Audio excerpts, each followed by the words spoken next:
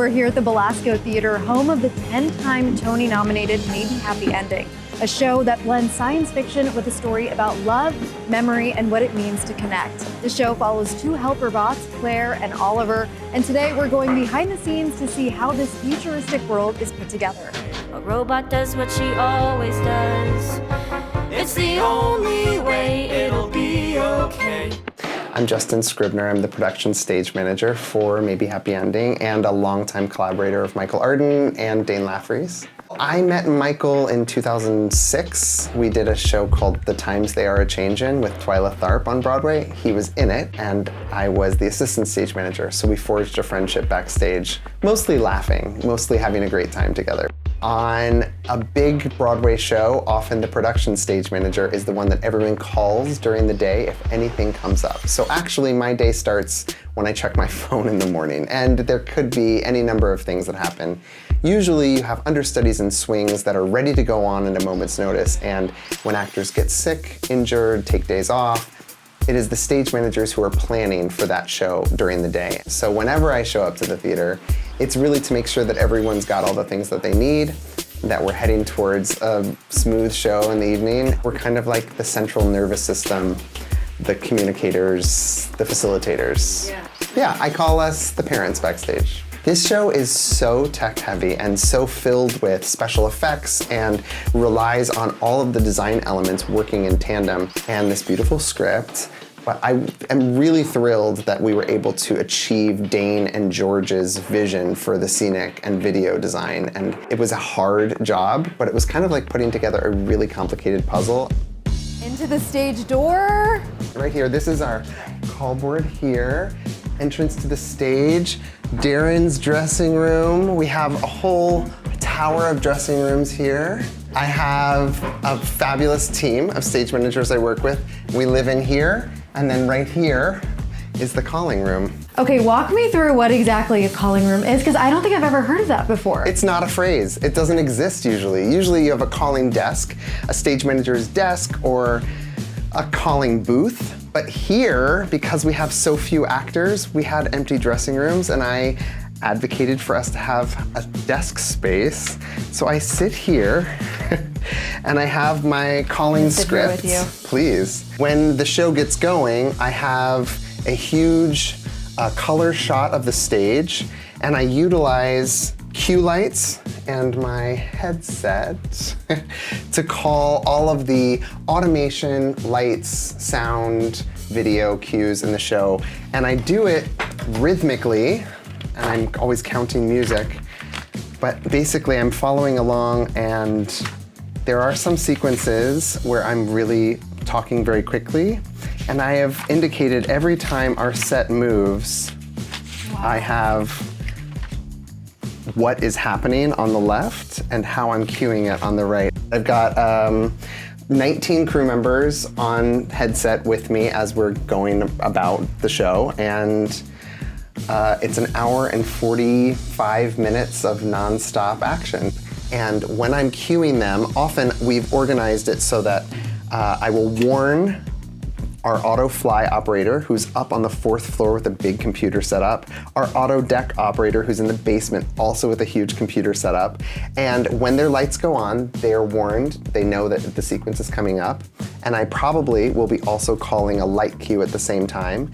And I'll start the transition by saying go along with the lights, and so that everything can move in tandem together. Sometimes the computers will say, danger, we can't go, that we can't roll this unit because something else is in its way. And so for that reason, I'm actually grateful that we have a system that speaks to itself and is able to tell us if there's gonna be an issue, but we always try to avoid not, stopping the show But at all if you costs. need to, you're right there. That's right. Yeah, you got it. And I have so much trust in our team, so it's really great. This is awesome. And I know this might even be fun. When the packing is done, I'm finally hitting the road. Dane and George, it turns out, use some of the same software when they are building their material. And what they were able to do was do some pre-visualization of how this was going to look and get really clever about what areas of the stage are actually secretly made up of video. Here we are in the the hallway. Wow. And one little tidbit is we're on the 106th floor, and they're in units 82 and 84. But we chose that because Michael's birthday is October 6th, 1982. Wow. So a little Easter egg in there. Little Easter egg. Would you like to come in? Yes, of course. Let's come on in, guys.